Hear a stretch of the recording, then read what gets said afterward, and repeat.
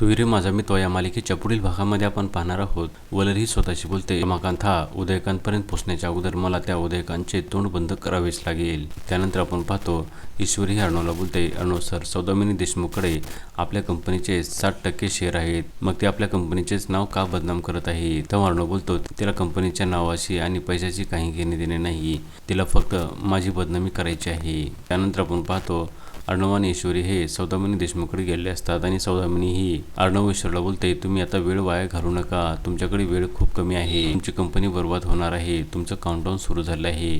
तेव्हा ईश्वरी बोलते, काउंटडाऊन आमचं नाही तर तुमचं सुरू झालेलं आहे. आम्ही आता या स्पर्धेमध्ये सहभागी होऊन ही स्पर्धा जिंकणार आहोत आणि आम्ही आमची कंपनी सात्विक फॅशन वाचवणार आहोत.